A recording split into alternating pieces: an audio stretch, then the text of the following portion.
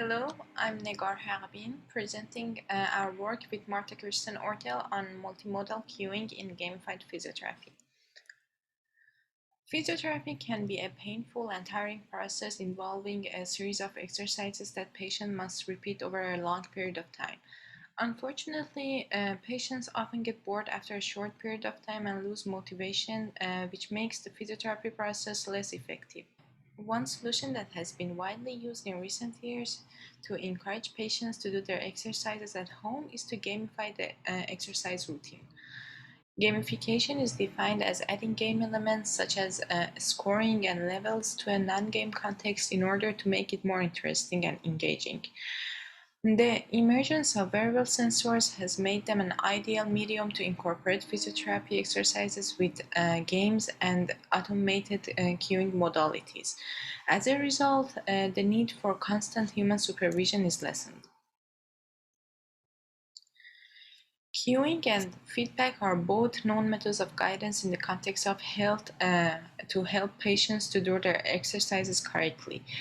Cueing is defined as giving information on how a particular exercise should be carried out, and it's given at the beginning and during the exercise. However, feedback is given based on a person's performance during or after an action.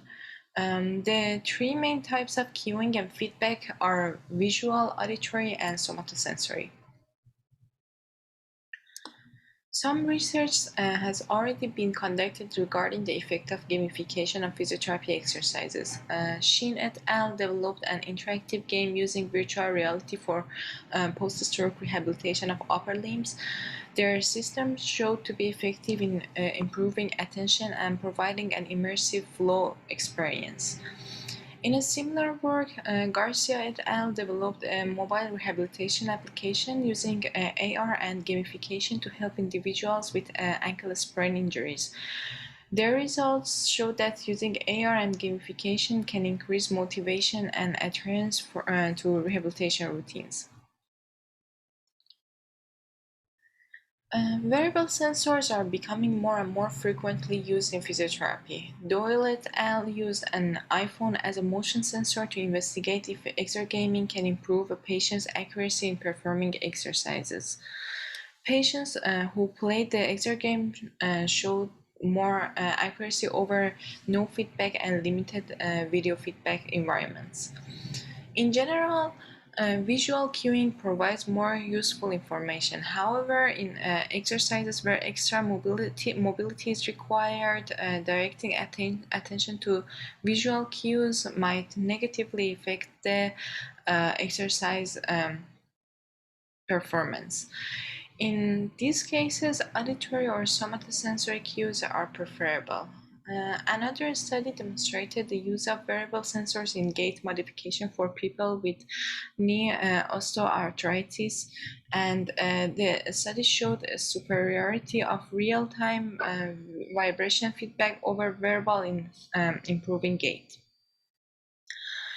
As seen from these related works, the context, intended population, and exercise can impact the effectiveness of gamification, cueing, and participants' engagement.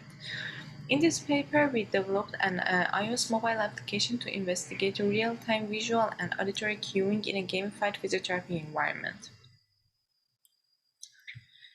To gather users' motion data, we used Neblina sensor. The Neblina core module is a low-power, self-contained IMU, VRU, and AHRS, and it uses Bluetooth to connect to different mobile devices. It also has extremely efficient power management and low energy operation, which makes it ideal for exploring motion in wearable technology devices. In terms of the physiotherapy application, we looked at wrist pains, and we chose two common exercises that are regularly used for rehabilitation and strengthening. The first one is wrist deviation or ulnar and radial flexion, and the second one is wrist extension and flexion. Having the exercises in mind, we designed two games for the Neblina wrist physio application. The first one is Breakout, which is based on the wrist deviation exercise. In this game, the Neblina sensor is placed on top of the user's hand, and the yaw changes of the Neblina are used for controlling the paddle in the game. Auditory and visual cues are also provided in the form of instructional sentences and directional arrows. The second game is Flappy Bird game, which in our version of the game we used we placed the sensor on top of the user's hand, and we used the rule changes of the sensor to do the calculation of repositioning of the bird. And for this game, the user do the flexion and extension exercises, and similar to the breakout game, auditory cues and visual cues are provided. We had two research questions in mind. The first one was which cueing modalities among no cueing, audio cueing, visual cueing, and combination of audio and visual cueing are best to improve physiotherapy exercise quality in a gamified environment. And the second question was, do users have fun and become more engaged in physiotherapy exercises when they are gamified? To answer our research questions, we did a user experiment consisting of 10 healthy participants, and the duration of the study for each participant was approximately 45 minutes. And during this time, they were first asked to fill out a pre-test questionnaire, which contained questions about their personal data and their experience with guided exercises or physiotherapy. After that, participants were instructed to how to do the exercises, and they were asked to do each exercise for 30 seconds without the system. And after that, each participant played each game for 2 minutes under 4 conditions of no cueing, visual cues, auditory cues, and the combination of the cueing modalities. The setup for the user experiment required the user to place their right arm comfortably on a desk between two restricting poles to limit the movement of the user's arm. After the experiment, participants were asked to fill out a post-test questionnaire which targeted participants' preference and feeling regarding cueing modalities for each game, their perception of wearable sensors, and the use of the games for physiotherapy. According to the pre-test questionnaire, from the 30% of the participants who had experience with gamified fitness activities, most of them believe that they cannot be effective in improving general health, but they are motivating. All of them believe that they are fun, engaging, interesting, not frustrating, not stressful, or discouraging. On the contrary, subjects who had experience with team gamified fitness activities believe that they can improve fitness and general health. After the experiment, the post-test questionnaire queried users' perception of the Neblina sensor. We found that generally the participants believed the sensor was precise and easy to use, and all of them felt comfortable using the sensor.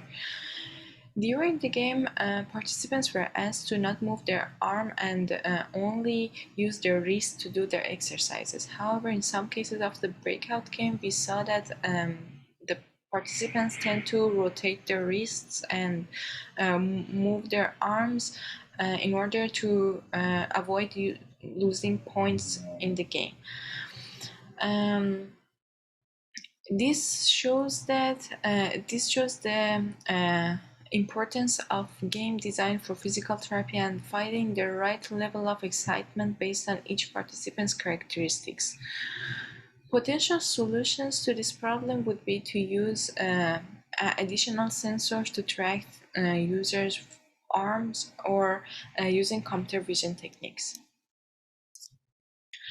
Generally, the participants favored the idea of using a game for doing physiotherapy exercises, and they felt motivated, felt that the system was fun to use and engaging and effective.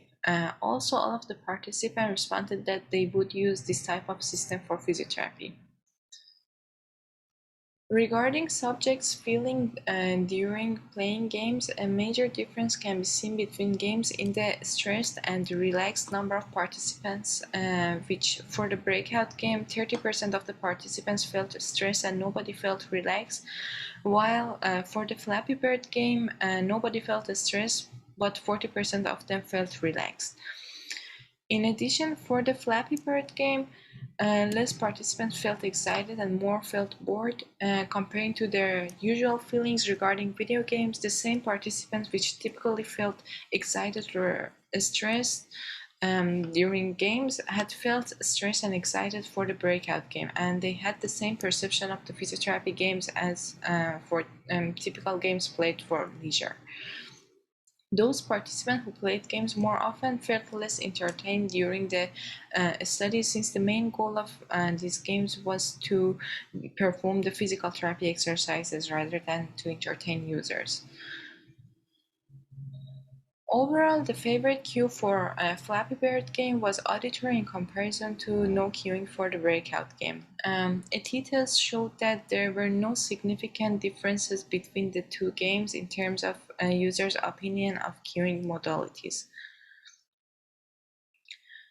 Regarding participants' feeling towards cueing modalities, 30% of the participants thought that the visual cues had made the breakout game more engaging. However, this result is 50% for the Flappy Bird game. This difference is likely due to the difference of difficulty in the games, difficulty of the games, and which the breakout game was more difficult for the participants, so the visual cueing might have resulted in a redundant cognitive load. As one of the participants mentioned that I ignored them because it takes longer for me to process the visual cues rather than play based on my assumptions. This reflects some of the previous studies that show that visual cues may take too long to process and should not be used when visual attention should be paid somewhere else. For both games, more participants felt that auditory cueing was annoying, and this might be as a result of the fact that the participants were focused on the visual elements of the games, and having audio cueing repeating instructions become annoying. However, it was perceived as more helpful and more engaging comparing to visual cues. In terms of the user's perception with both of the cue modalities, the annoyance and engagement of combined cueing is perceived less than audio cueing solely.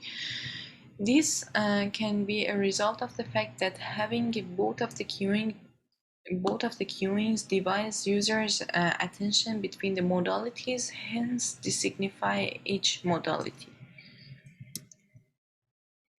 To sum up, there is considerable research potential regarding providing guidance in a virtual environment for physiotherapy exercises. Gamified physiotherapy can be used to help users perform their exercises provided that the game's level of difficulty and cueing timings are customized based on each individual's capabilities. Furthermore, our findings show that gamification can make the physiotherapy process more engaging and motivates users to adhere to their physiotherapy routines. The next step would be to conduct a study with an elderly population as well as people who have wrist problems and investigate if our method will hold true for a more complex physiotherapy routine and for participants who are going through an actual physiotherapy process. In addition, we currently lack understanding of the connection between in-game performance and cueing and whether this in turn impacts enjoyment and adherence to physiotherapy routines. Moreover, future investigations should examine whether having haptic cueing and feedback along with cueing can have the same or even a stronger effect on users' adherence to routines and quality of movements and exercises. Thank you for your time. I'll be happy to answer to your questions now.